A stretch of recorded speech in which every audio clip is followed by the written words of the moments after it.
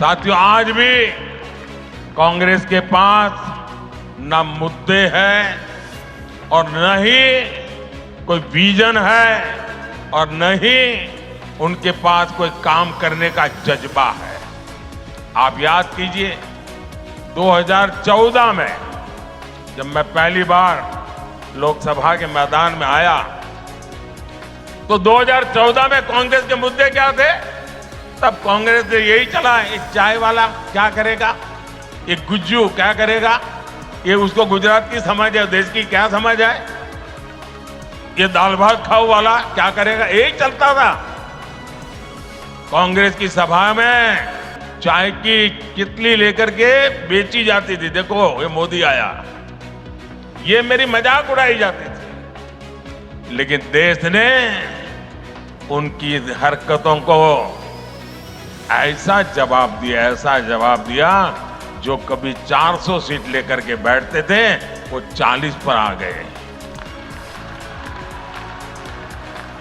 2019 में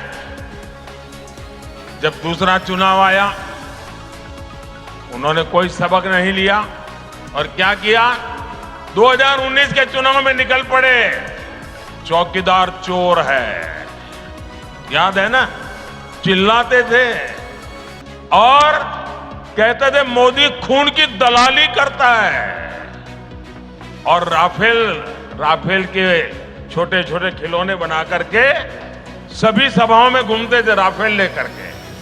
मंच पर भी इस बार संविधान लेके घूम रहे हैं, उस समय राफेल लेके घूम रहे थे। एचएएल को लेकर के भांति भांति के झूठ फैलाए। जनता ने फिर एक बार उनकी स्थिति ऐसा पैदा कर दी कि वो अधिकृत रूप से विपक्ष भी नहीं बन पाए, इतना हाल उनका खराब कर दिया। साथियों, 2019 के बाद इन्होंने मोदी का अपमान करने का अभियान और तेज कर दिया। कांग्रेस के शहजादे ने गर्व के साथ पूरे मोदी समाज को, पूरे ओबीसी समाज को चोर कह दिया। मोदी क्योंकि गुजरात से है, इसलिए पूरे देश में गुजरातियों के विरुद्ध नफरत फैलाने की एक भी मौका नहीं छोड़ा जा रहा है। ये नहीं रुके, इन्होंने मेरे माता पिता पर भी भला बुरा कहने में पीछे नहीं रहे। भाइयों और बहनों, अब 2024 में कांग्रेस और इंडी गठबंधन ऐसा झूठ लेकर के फिर से एक बार मैदान में आए हैं और उनकी जो इकोसिस्टम है वो भी उस झूठ को हवा दे रही है। संविधान दिखाते हैं, आरक्षण ले लेंगे इसका डर दिखाते हैं, पूरी तरह मनगढ़ंत गप्पाजी, यही उनका काम है। कभी कहते हैं मोदी को कोई परिवार नहीं है, तो क्या परिवार वालों को भ्रष्टाचार करने का लाइसेंस मिल गया है क्या?